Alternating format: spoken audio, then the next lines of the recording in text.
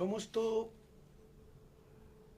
উচ্চ মাধ্যমিক পরীক্ষার্থী সমস্ত ছাত্রছাত্রীদের আমার শুভেচ্ছা জানিয়ে, আমার শুভকামনা জানিয়ে আজকে আমি তোমাদের জন্য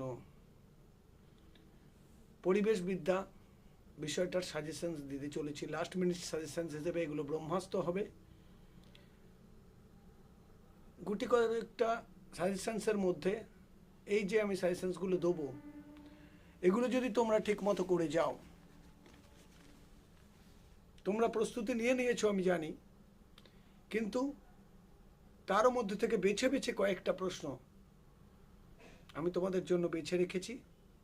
আগামীকাল তোমাদের শিক্ষাবিজ্ঞান পরীক্ষা, তার পরের দিনই অর্থাৎ 8 তারিখ তোমাদের এই পরিবেশবিদ্যা পরীক্ষাটা আছে। এই পরিবেশবিদ্যা বিষয়টার আমি যে সাজেশনসগুলো বেছে রেখেছি তোমাদের জন্য, তোমরা একটা একটা করে নোট ডাউন করে নাও, দিয়ে পরীক্ষাতে প্রস্তুতি নিয়ে চলে যাওয়া, একদম চোখ বন্ধ করে ভালোভাবে আমার উপর ভরসা রেখে এই প্রশ্নগুলো করে যেও। তোমাদের একদম 100% কমন আসবেই।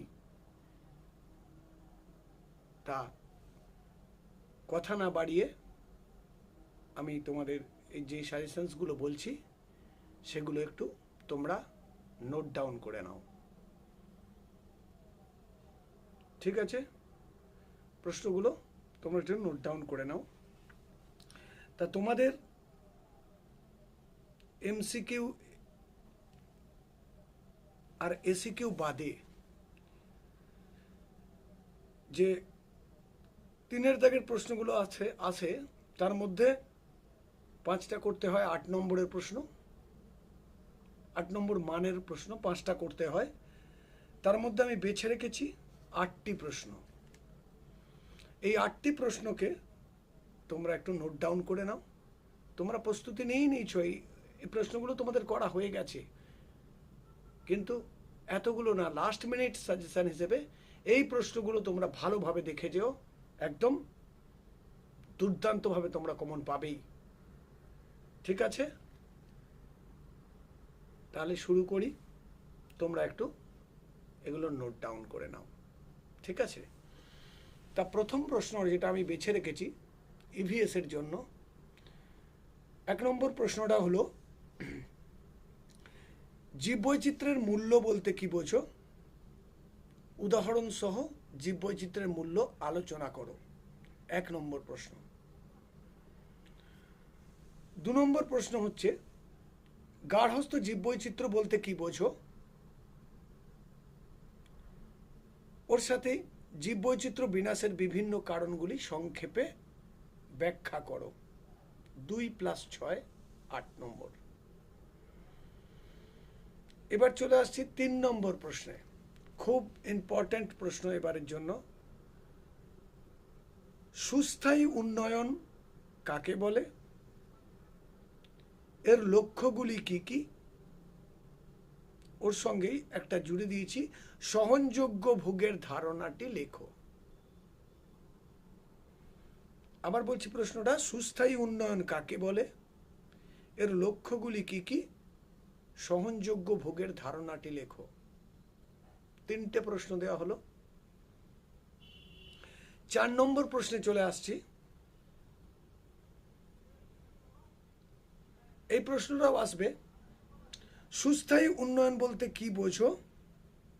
বর্তমান এবং ভবিষ্যৎকালের জীবনযাত্রার মান উন্নয়নের ক্ষেত্রে সুস্থায়ী উন্নয়নের আবশ্যকতা ব্যাখ্যা করো।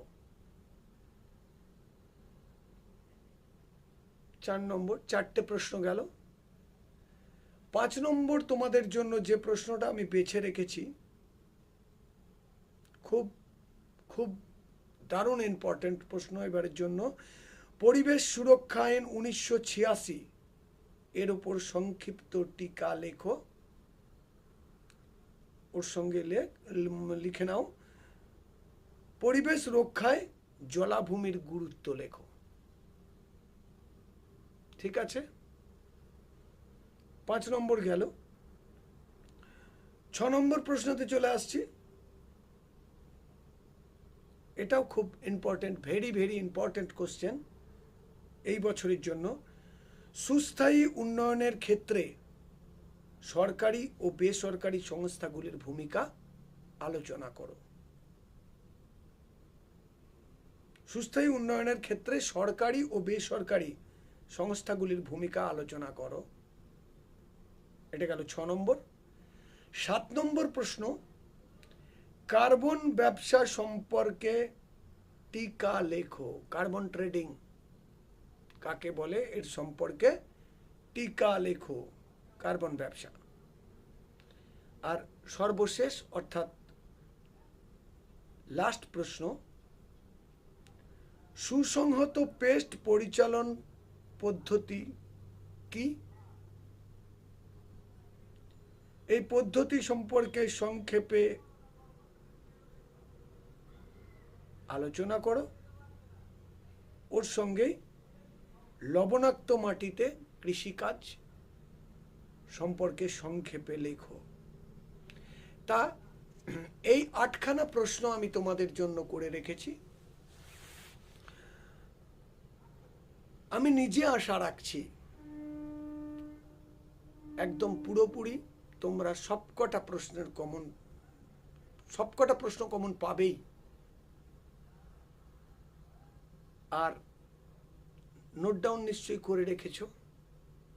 দরকার হলে ভিডিওটাকে একটু পজ করে এগুলো নোট ডাউন করে নাও। এই কটা প্রশ্ন তোমরা দেখে যেও, তোমাদের পরীক্ষা খুব ভালো হবে। যাক, আগামীকাল তোমাদের শিক্ষা বিজ্ঞানের সাজেশনস আমি দিয়ে দিয়েছি। তোমরা যে কটা প্রশ্ন দিয়েছি সে কটা প্রশ্ন তোমরা মিলিয়ে দেখে নিও। একদম সব কটাই তোমরা কমন পাবে। আর এই যে আজকে শিক্ষা বিজ্ঞান ছাড়া আজকে যে ইভিএস এর সাজেশনসগুলো দিলাম পরিবেশ বিদ্যার, এগুলো তোমরা মিলিয়ে নিও, কমেন্টে আমাকে জানিও। আমার আশা 100% আশা তোমাদের পরীক্ষা ভালো হবে। আশীর্বাদ রইল আমার তরফ থেকে। চলো, carry on, best of luck.